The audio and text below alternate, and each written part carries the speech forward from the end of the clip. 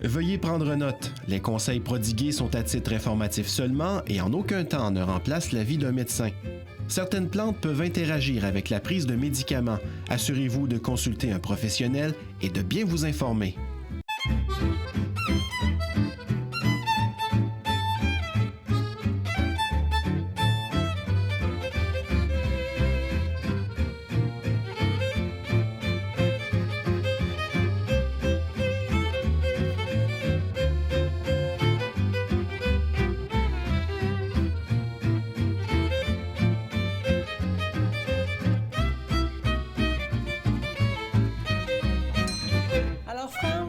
On voit qu'avec les aliments, on peut aller apaiser les brûlements d'estomac et tout ça. Puis c'est important de garder en tête que c'est quand on a une suraccumulation d'un élément en particulier. Oui, puis c'est ce que j'aime beaucoup de l'Ayurveda parce que ça veut pas dire jamais on nous dit de ne pas manger ceci ou ne pas manger cela. Ouais, vraiment. Surtout que le pitta digère n'importe quoi, sauf quand il est débalancé. Et vraiment, c'est là la clé. Alors, quand un pitta débalancé, qu'il se rend plus agressif, qu'on a le goût de croquer tout le monde, qu'on se sent plus irritable, que l'on a le feu, c'est là qu'on commence à se rebalancer. La nourriture, c'est une excellente façon d'apaiser pitta, trop de feu. Et l'autre chose aussi, c'est de faire plus de place, entre autres, au niveau des loisirs. Alors ça, c'est les rituels qu'on pourrait rajouter dans notre vie. Hein? Oui, bien, c'est des petites choses. Ça se fait tranquillement. Tu sais, ça peut être juste de laisser un petit peu plus de place, justement, à prendre soin ou à s'amuser. Parce qu'un pitta, quand il commense un projet, ça peut être 12, 15, 16 heures par jour.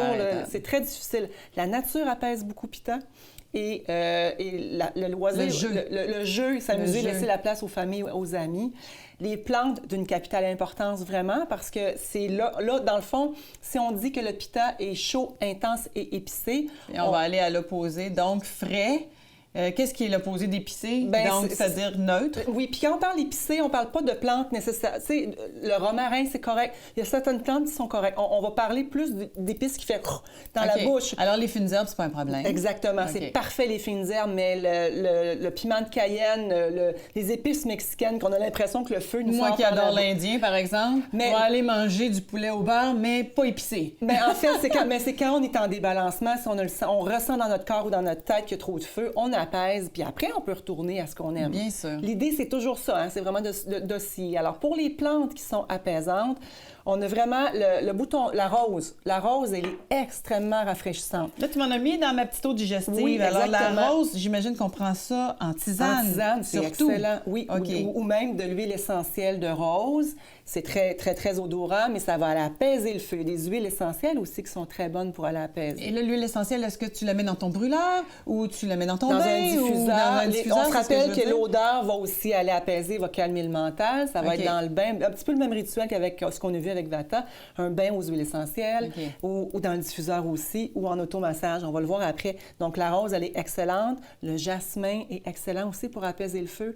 Le bois de santal. C'est 3 huiles essentielles qui sont vraiment extraordinaires pour on trouve ça facilement partout, le bois de santal? Moi, je connais pas du tout. Oui, dans les magasins d'aliments naturels, ils ont des huiles essentielles, puis on trouve le bois de santal. C'est une huile qui est très dispendieuse, mais elle vaut vraiment la peine. Moi, j'en ai dans ma défripante, dans mon huile défripante. Que j'utilise régulièrement. Je ne sais pas si vous avez remarqué. La calendule aussi, c'est une plante à ne pas se passer. La calendule... Ça pousse au Québec? Ça pousse tellement au Québec. Il y en a dans ton jardin. Dans mon jardin. C'est de toute beauté. C'est vraiment beau et c'est une plante qui va aller adoucir. Elle va vraiment adoucir. Elle se boit très, très bien. C'est-à-dire que dans l'estomac, elle a un mucilage. Toujours en tisane. Toujours en tisane. Elle va aller, je l'ai dans mon huile défripante aussi. Je l'ai eu en macération. Mais dans la tisane, on peut se faire des tisanes de calendule. C'est vraiment extraordinaire pour aller apaiser le feu. L'autre chose que je veux parler, c'est la cardamome. Cardamome qui est une plante qui est rafraîchissante. Elle est excellente pour les 3.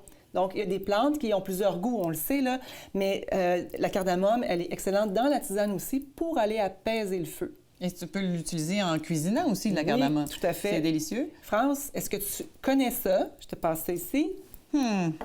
Ça sent la carotte. Ouais. C'est rempli de vitamines parce que c'est la racine de curcuma.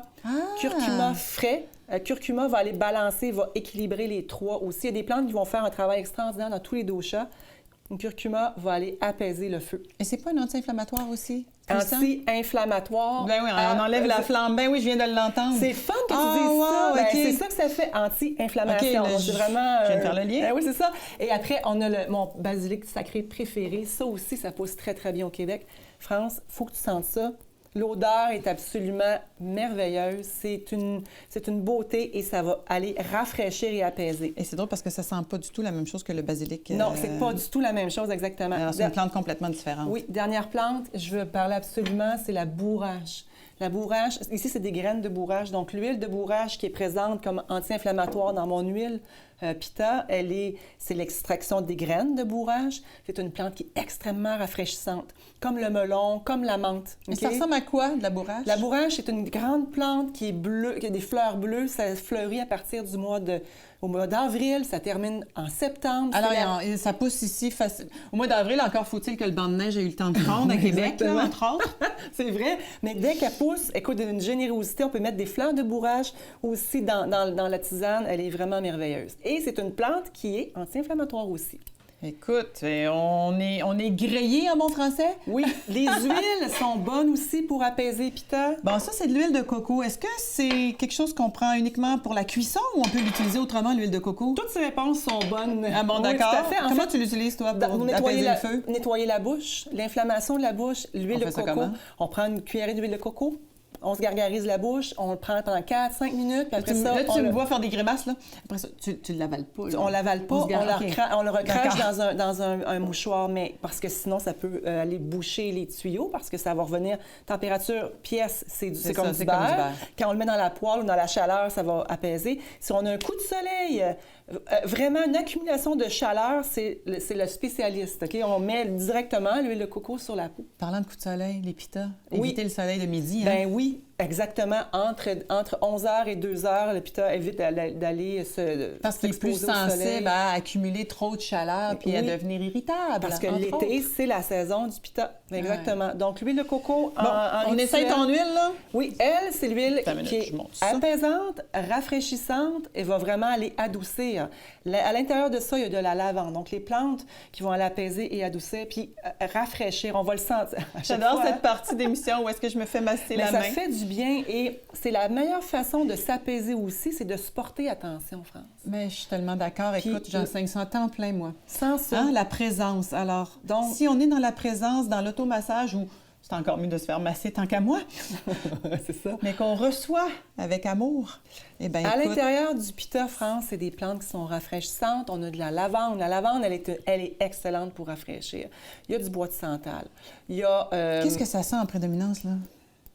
C'est le mélange. C'est vraiment la symphonie des plantes. Ouais, ça sent tellement bon. On peut pas aller dire « Ah, ça sent ça », mais vraiment, pour le Pitta, c'est vraiment d'aller apaiser. Les odeurs vont aussi apaiser. Et les plantes qui ont été choisies dans le mélange, c'est fait pour ça aussi. Donc, il y a de la menthe, il y a du bois de santal, il y a de la lavande, il y a vraiment un beau... Et il y a de la bourrache aussi qui va aller réduire l'inflammation. Ce qu'il faut savoir, c'est qu'une accumulation de feu, on a dit tantôt psoriasis, eczéma, souvent. Alors, d'aller rafraîchir, c'est important, et d'aller bien humidifier, donc d'aller bien huiler, c'est aussi important au niveau de la peau. Mais si on a ces éruptions-là, je présume que là, c'est pas à ce moment-là qu'on va s'huiler, c'est pour prévenir. Bien, les deux, en fait. Les gens qui connaissent pas les huiles... Sur l'eczéma, c'est excellent. Ah, ouais. Parce que c'est cicatrisant aussi, parce qu'il y a de la calendule aussi dedans, donc elle est vraiment cicatrisante, l'huile, elle va aider à aller réduire l'inflammation. Bien, je vais l'essayer sur ma fille, qui a tendance à avoir des petites plaques quand elle devient angoissée. C'est ça, puis il faut se rappeler toujours au niveau de l'acidité dans le corps, quand on a du feu, on veut réduire l'acidité. Alors, quand on va aller huiler, on va réduire l'inflammation, puis au niveau du corps aussi, il faut toujours penser alcalin, donc aller vraiment pour aller replacer l'estomac au niveau des débalancements d'estomac, au niveau de la chaleur qui est trop là. Ça, c'est intéressant. Ça serait le fun, vraiment d'y revenir par rapport à avoir un régime balancé, alcalin, acide. Ouais. Parce qu'on sait que beaucoup de maladies vont se développer dans un terrain acide. Alors, comment alcaliniser naturellement le corps? Oui, tout à fait. Absolument. C'est important. Puis c'est un peu mélangeant aussi parce qu'il y a beaucoup d'informations qui circulent sur Internet. Il y a de tout et de rien aussi en même temps. Okay. Moi, j'aime que les gens développent un côté critique aussi, qui entendent des choses, mais qui vérifient que ce qui se dit, c'est validé. Okay? Parce qu'il y a beaucoup d'informations. On peut trouver de tout là, sur Internet. Alors souvent, moi, je dis, vérifie que les sources sont citées. Comme moi, j'invente rien, je prends des livres et je ramène à ma façon, avec ma lumière, mais c'est vraiment ça. Donc, c'est vraiment pris de quelque part. Alors, je vous promets qu'on va tenir la promesse, là. 2 promesses back-to-back. On va reparler de l'alcalinité. Absolument. Parce que je trouve ça intéressant. Oui, on va parler dans l'émission qui va être dédiée sur la prévention au niveau du cancer et tout ça, l'inflammation. Excellent. On va en parler. On va voir notre chef Pat. Oui! Il nous a préparé, encore une fois, une recette extraordinaire. C'est le moment qu'on va goûter.